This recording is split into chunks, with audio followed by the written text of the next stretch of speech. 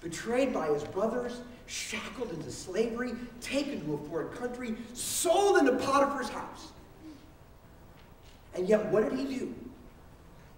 He made the best of a bad situation.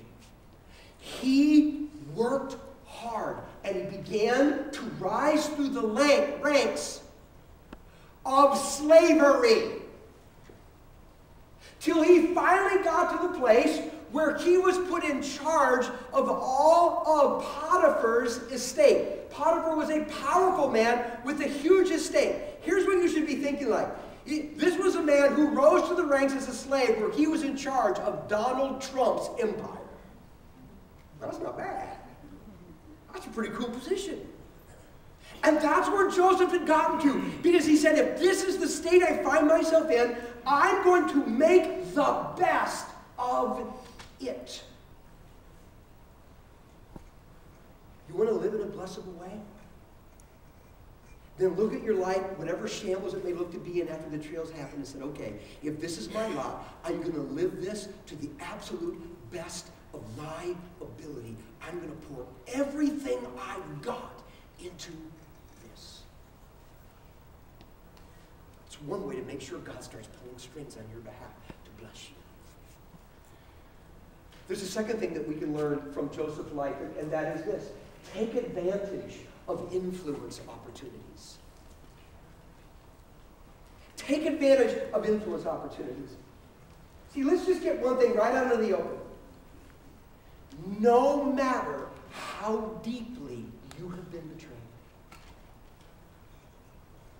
no matter how gaping that wound in your heart, no matter how deep-seated the anger you feel, no matter how topsy-turvy and confusing your world has become, you have it 1 billion times better than any person who is not connected to God.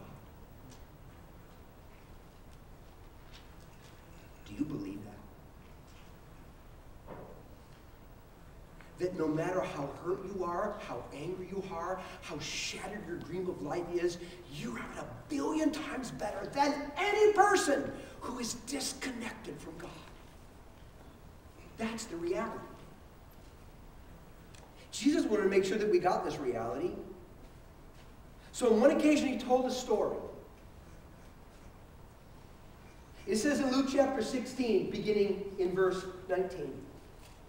So Jesus said, he told this story, there was a certain rich man who was splendidly clothed and who lived each day in luxury. And at his door lay a diseased beggar named Lazarus. As Lazarus lay there, longing for the scraps from the rich man's table, the dogs would come and lick his open sores. Now let me pause at this point in the story and ask you a question. Who would you rather be? Rich man or Lazarus? Who would you rather be? Would you like to be clothed in luxury? Looking all hot and fine? Living in your palace, eating anything you want? Servants at your command, so much money you could buy anything your heart desires? Or do you want to be the diseased man with no home, no means of making food, who simply sits by the garbage of the rich guy, hoping to dig through the trash to find something to eat, and your only companions are the dogs, and the only reason they like you is because they like the way your sores taste? Who do you want to be? Well, at this part of the story, this is a no-brainer. I'll be the rich guy. I like that life a lot better. Because Jesus knew who wouldn't pick that. But Jesus is always so clear to say, whoa, whoa, whoa, whoa. Make sure you make your decisions with all the information. So he carries on with the story. Finally, the beggar died. And we probably look at that and go, at least his suffering is over. Finally, the beggar died and was carried by the angels with Abraham. And his soul went to be in the place of the dead. The rich man also died and was buried. And his soul went to the place of the dead.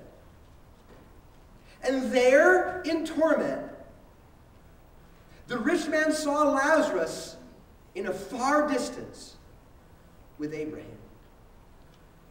The rich man shouted, "Father Abraham, have some pity. Send Lazarus over here to dip the tip of his finger in water and cool my tongue, because I am in anguish in these flames."